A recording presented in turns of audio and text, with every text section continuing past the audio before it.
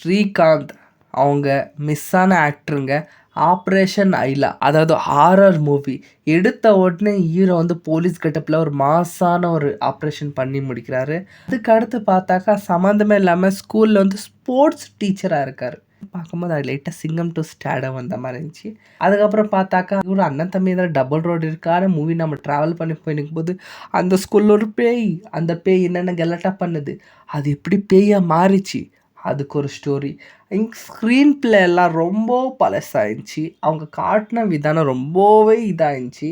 But ஒரு வாட்டி நம்ம ஹீரோக்கோசரம் வேணால் பார்க்கலாம். பழைய ஹீரோ கொஞ்சம் என்கரேஜ்மெண்ட் பண்ணலான்னு சொல்லிட்டு தாங்க நானும் பார்த்தேன். Okay, hero voice acting Srikanth good. இன்னொரு மூவி நமது ஸ்ரீகாந்தை விட்டுருக்கோம், போய் பாருங்கள். அப்பப்போ ரிலீஸ் ஆகினுக்குது ஸ்ரீகாந்த். அவரும் முகத்தை காமிச்சிக்கிறாரு. பட் நல்ல நல்ல படத்தை தேர்ந்தெடுக்கணும். அவரது கண்டினியூவாக மூவி ரிலீஸ் ஆகினே இருக்குது.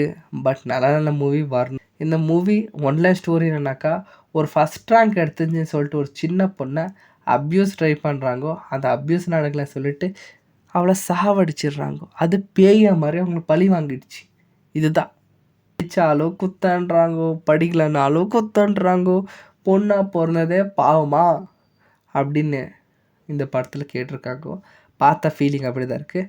ஸோ பொண்ணுங்களா, நீங்கள் ஃபஸ்ட் ரேங்க் எடுத்தாலும் உஷாராக இருந்துக்கோங்க. நீங்கள் படித்தாலும் உஷாராக இருந்துக்கோங்க, படிக்கலான்னு உஷாராக இருந்துக்கோங்க. பார்த்து ஸ்கூல்லே உங்களுக்கு பிரின்சிபால்கிட்டே சேஃப்டி இல்லை. எங்கள் சேனல் சார்பாக பத்திரமா இருன்னு சொல்லிக்கிறோம்.